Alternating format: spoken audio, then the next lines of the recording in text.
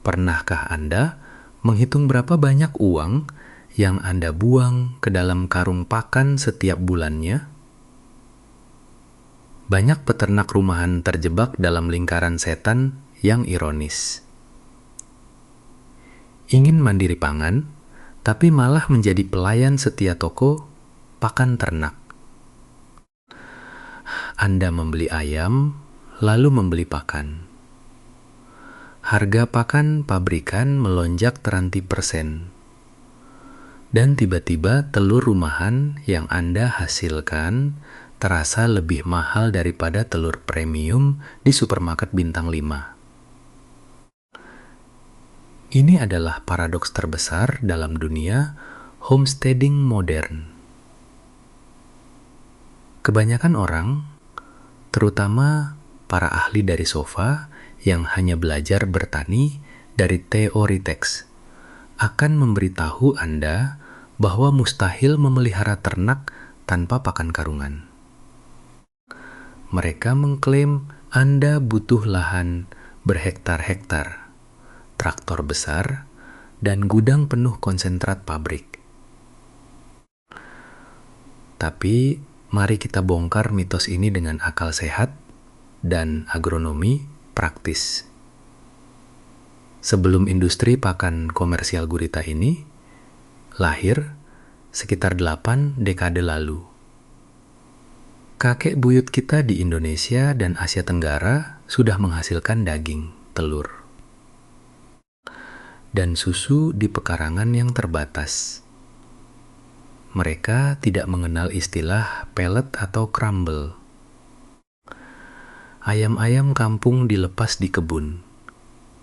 Tumbuh sehat dengan memakan rayap, ulat, dan biji-biji rumput.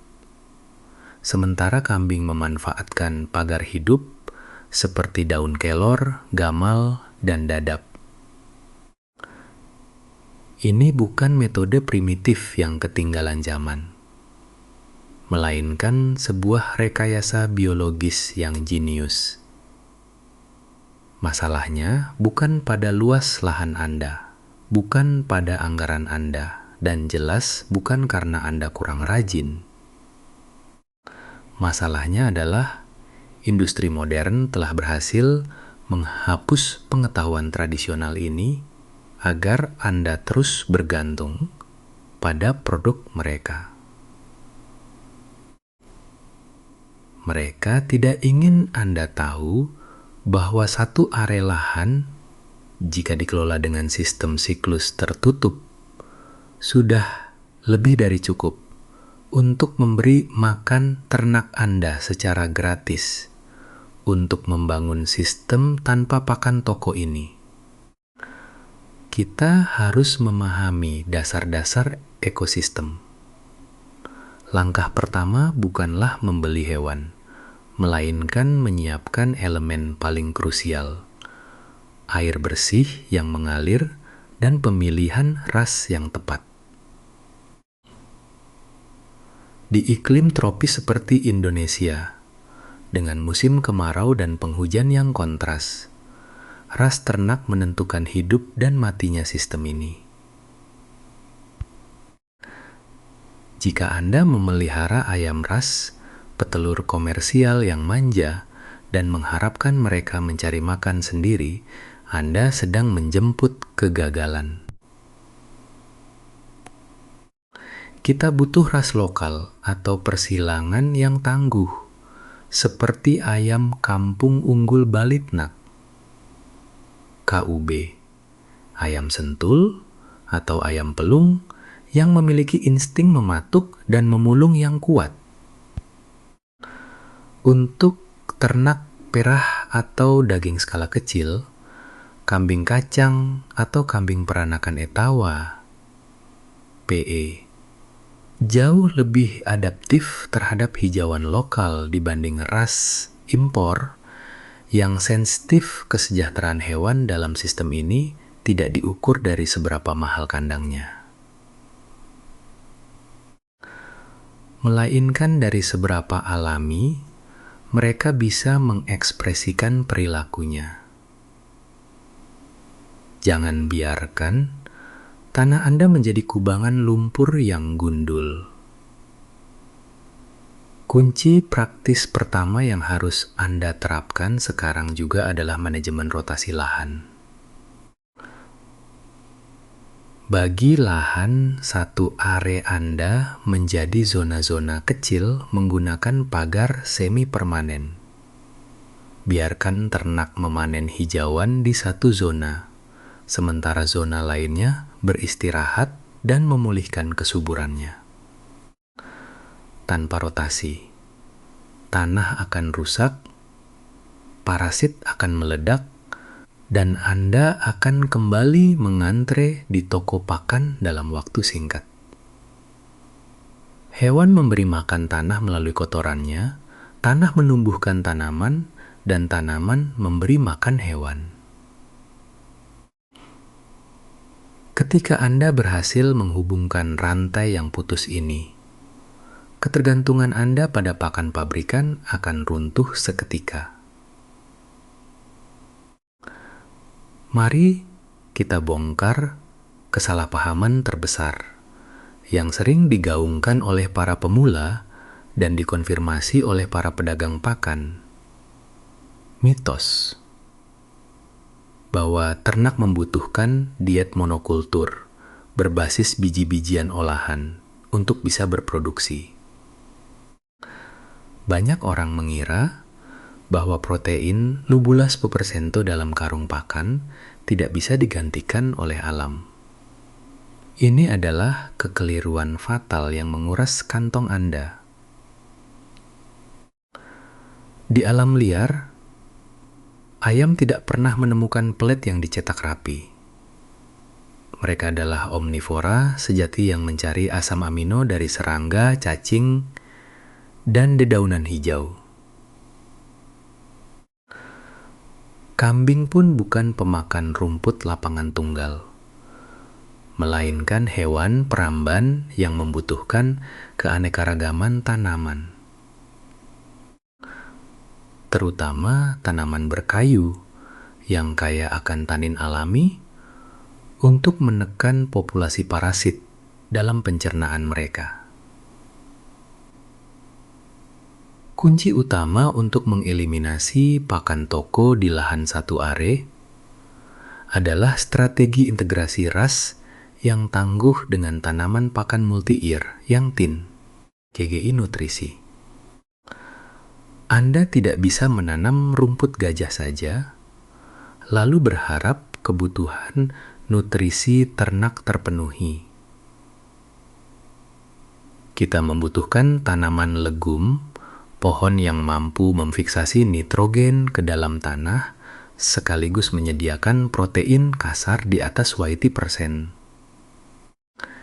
Di Indonesia, tanaman seperti gamal, Gliricidia sepium, kaliandra merah, dan indigofera adalah emas hijau yang harus ditanam di sepanjang batas pagar lahan Anda. Tanaman-tanaman ini bersifat perennial atau multi-year. Sekali Anda menanamnya, mereka akan terus memproduksi daun segar selama puluhan tahun tanpa perlu ditanam ulang. Untuk lapisan bawah, lupakan rumput liar yang miskin nutrisi. Optimalkan penggunaan tanaman penutup tanah seperti rumput odot yang teksturnya empuk untuk kelinci dan kambing, serta tanaman obat seperti sirih Cina dan ranti yang kaya vitamin untuk ayam. Strategi pemakaian lahan satu are ini harus dibagi secara ketat berdasarkan zonasi fungsional, bukan dibiarkan campur aduk tanpa arah. Dedikasikan sepertiga lahan untuk area pakan intensif. Disinilah Anda menanam indigofera dan gamal dengan sistem pangkas angkut. Sepertiga berikutnya digunakan untuk sistem gembala, rotasi ayam dan kambing dengan pembatas pagar elektrik portabel atau jaring nilon. Sisa sepertiga lahan dialokasikan untuk infrastruktur kandang komposting dan kebun sayur keluarga yang limbahnya akan kembali menjadi pakan. Dengan pembagian ini, Anda menciptakan sistem ban berjalan di mana nutrisi bergerak dari tanah ke tanaman ke perut ternak dan kembali ke tanah melalui kotoran yang telah dikomposkan. Tantangan terbesar dalam peternakan mandiri di iklim tropis adalah faktor musiman. Pada musim penghujan, hijauan akan melimpah ruah hingga membusuk tidak terpakai. Namun, pada musim kemarau panjang, tanah akan kering kerontang dan memicu kepanikan peternak untuk kembali membeli pakan karungan. Para ahli dari SOFA biasanya gagal di titik ini karena mereka tidak memiliki strategi mitigasi. Solusi praktisnya adalah pengolahan pakan berbasis waktu. Saat musim hujan memuncak, lakukan pemangkasan masif pada tanaman gamal dan indigofera. Lalu, fermentasikan daun-daun tersebut menjadi silase menggunakan tong plastik kedap udara dengan tambahan sedikit dedak lokal atau tetes tebu. Silase ini bisa bertahan hingga berbulan-bulan tanpa kehilangan nilai nutrisinya. Siap menjadi penyelamat kelaparan saat rumput di luar menguning akibat kemarau untuk ayam. Strategi pakan musim kemarau beralih pada budidaya maggot, Black Soldier Fly, BSF, dan Azolla microphylla memanfaatkan limbah cair dari dapur dan kotoran ternak itu sendiri. Azolza adalah tanaman paku air yang mampu melipat gandakan masanya dalam waktu paradu pelajam dengan kandungan protein mencapai 25% dalam kondisi kering. Dengan membuat kolam terpal sederhana berukuran 2 kali 3 meter di bawah naungan pohon, Anda memiliki pabrik protein tanpa henti untuk ayam-ayam Anda, bahkan ketika tanah di luar sedang gersang. Ingat, efisiensi sistem ini tidak diukur dari seberapa gemuk ternak Anda seperti di peternakan industri penggemukan, melainkan dari konsistensi produksi telur dan daging yang stabil dengan biaya input eksternal yang mutlak nol. Lahan satu are Anda bukan sekadar hamparan tanah, melainkan sebuah pabrik biologis yang energinya berputar tanpa ada 1 kalori pun yang terbuang sia-sia.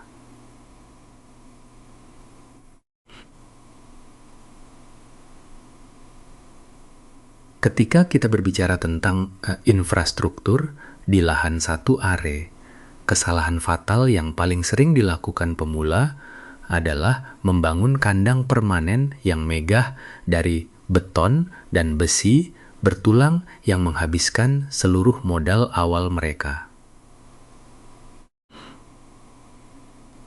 Disinilah para makelar konstruksi tersenyum, sementara peternak rumahan gigit jari karena kehabisan uang sebelum sempat membeli bibit tanaman pakan.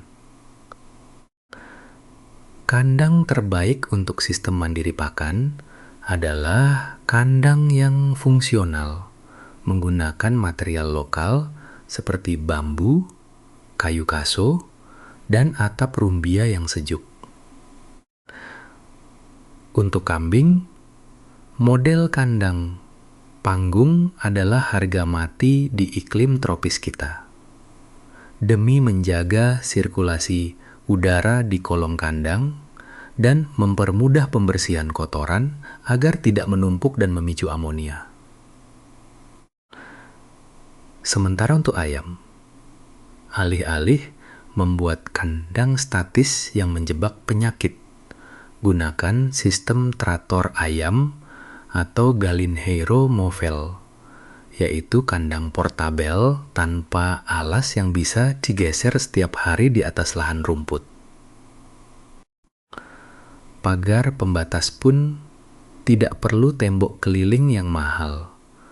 Gunakan kombinasi pagar hidup dari tanaman gamal yang ditanam rapat. Diperkuat dengan jaring nilon setinggi 1,5 meter yang murah namun efektif, mencegah ternak melompat keluar atau predator masuk. Prinsip grazing dan rotasi di lahan terbatas harus dijalankan dengan disiplin ketat tanpa kompromi.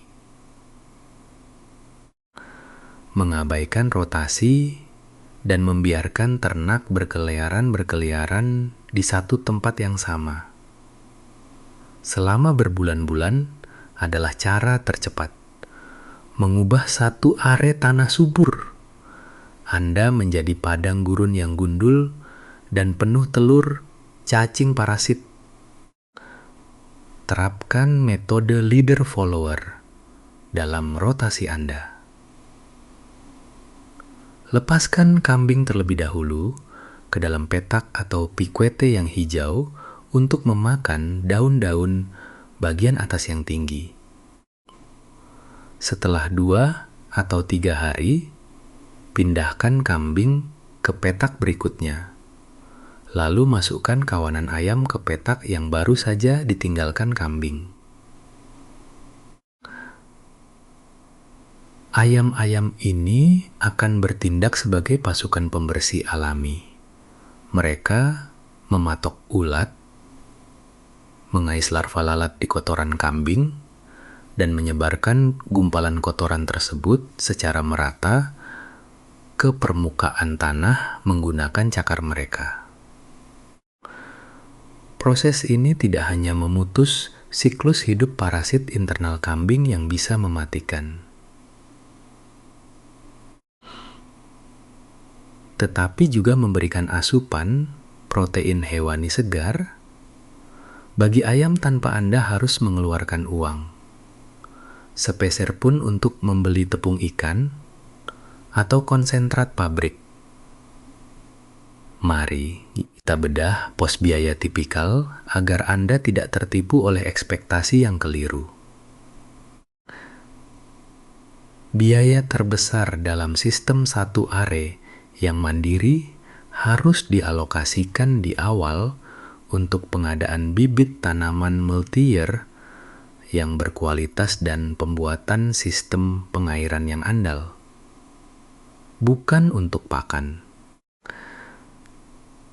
Biaya operasional bulanan Anda seharusnya hanya mencakup pembelian garam mineral, blok untuk kambing, sedikit suplemen mikroba, pengurai untuk composting jika diperlukan, dan dana darurat kecil untuk penanganan kesehatan darurat. Namun, disinilah mitos berbahaya sering masuk merusak logika peternak. Di media sosial, Anda pasti sering melihat iklan pakan ajaib, suplemen cair, atau alay probiotik dengan klaim bombastis bahwa satu tetes cairan mereka bisa menyelesaikan semua masalah peternakan, mempercepat panen secara instan, atau membuat kotoran tidak berbau sama sekali tanpa perlu membersihkannya. Ini adalah pembodohan publik yang diciptakan oleh industri untuk menciptakan ketergantungan baru dengan baju herbal. Tidak ada cairan ajaib yang bisa menggantikan manajemen kebersihan yang buruk. Dan tidak ada satu botol suplemen pun yang bisa menggantikan pemenuhan nutrisi makro dari hijauan segar yang seimbang. Keselamatan biologis dan kebersihan dalam sistem siklus tertutup ini bertumpu pada manajemen limbah yang rajin, bukan pada obat-obatan kimia. Setiap pagi, kotoran dari kolong kandang kambing harus ditarik dan dimasukkan ke dalam bak composting, lalu dicampur dengan sisa-sisa pakan hijauan yang tidak termakan dan alas kandang ayam yang sudah kaya akan nitrogen. Proses composting yang benar akan menghasilkan panas alami di atas 50 derajat Celcius, yang cukup untuk membunuh bakteri, patogen, dan telur cacing sebelum pupuk organik itu diaplikasikan ke kebun indigofera atau sayuran Anda. Jaga agar wadah air minum ternak tetap bersih dan terhindar dari lumut. Serta pastikan area di sekitar kandang tidak ada air yang menggenang agar tidak menjadi sarang nyamuk dan lalat hidung yang bisa membawa penyakit pes pada kelinci atau cacar pada ayam. Kebersihan yang konsisten dikombinasikan dengan sirkulasi udara yang baik dan sinar matahari pagi yang langsung menyinari kandang adalah benteng pertahanan terbaik yang jauh lebih kuat dan lebih murah daripada memborong antibiotik atau vitamin. Botolan dari toko hewan. Mari kita tarik benang merah dari semua yang telah kita bahas dan merangkum fakta versus mitos agar Anda tidak mudah goyah oleh rayuan promosi toko pakan. Mitosnya adalah Anda butuh modal ratusan juta, lahan puluhan hektar, dan pasokan konsentrat pabrik tanpa henti agar ternak bisa bertahan hidup. Faktanya, alam telah menyediakan teknologi biologis yang sempurna melalui tanaman multi-year seperti indigofera, gamal, dan azolla, yang jika diintegrasikan dengan ras ternak lokal yang tangguh di lahan satu are, mampu memutus ketergantungan pakan hingga mutlak Rp0. Mitosnya adalah ada cairan ajaib 1 tetes yang bisa menggantikan nutrisi atau menghilangkan penyakit dalam semalam. Faktanya, hanya manajemen rotasi grazing yang disiplin dan kebersihan sirkulasi kandang yang mampu menjaga kesehatan ternak Anda secara berkelanjutan. Jangan biarkan argumen para ahli dari sofa merusak logika bertani Anda yang berbasis ekosistem nyata. Bagi Anda yang siap memulai perjalanan kemandirian pangan ini, berikut adalah daftar periksa realistis yang harus Anda selesaikan secara bertahap, bukan sekaligus dalam satu akhir pekan. Pertama, siapkan sumber air bersih yang andal dan petakan zonasi lahan satu are Anda menjadi 3 bagian fungsional. Kedua, tanam vegetasi pakan multi-year, minimal 50 stek gamal atau indigofera di sepanjang batas pagar. Dan biarkan mereka tumbuh mapan selama 1 musim sebelum ternak pertama Anda datang. Ketiga, bangun kandang portabel atau traktor ayam sederhana dari bambu dan siapkan jaring pagar portabel untuk sistem rotasi. Keempat, Masukkan hewan pertama Anda secara bertahap, mulai dari 6 ekor, ayam kampung unggul seperti ras KUB. Dominasi perawatannya selama 90 hari. Baru kemudian tambahkan sepasang kambing lokal atau kelinci. Setelah rantai pakan hijau Anda terbukti surplus. Menjalankan peternakan rumahan di lahan terbatas juga menuntut sikap etis yang tinggi. Baik terhadap hewan maupun terhadap komunitas tetangga di sekitar Anda. Memelihara hewan tanpa pakan toko bukan berarti Anda membiarkan mereka kelaparan atau hidup menderita di kandang yang kotor. Kesejahteraan hewan adalah prioritas utama. Mereka harus mendapatkan haknya untuk bergerak, mendapatkan keteduhan dari terik matahari tropis, dan terbebas dari stres akibat kepadatan populasi yang berlebih. Batasi jumlah ternak Anda sesuai daya dukung lahan satu are, karena keserakahan hanya akan merusak sistem siklus tertutup ini. Terhadap tetangga, etika peternak diwujudkan dalam manajemen bau dan limbah yang ketat. Jangan biarkan kotoran menumpuk hingga mengundang ribuan lalat ke rumah sebelah.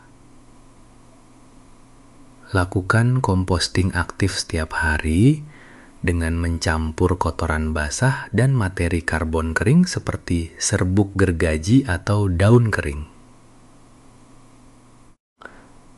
Ketika tetangga melihat peternakan Anda bersih, rapi, dan bahkan sesekali menerima hantaran telur segar atau kompos gratis untuk tanaman hias mereka, Anda tidak akan pernah mendapatkan keluhan,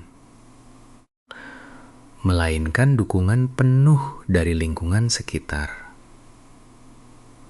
Satu are lahan Anda sudah lebih dari cukup jika Anda berhenti memperlakukannya sebagai sekadar tempat menaruh kandang dan mulai mengelolanya sebagai sebuah motor biologis yang utuh.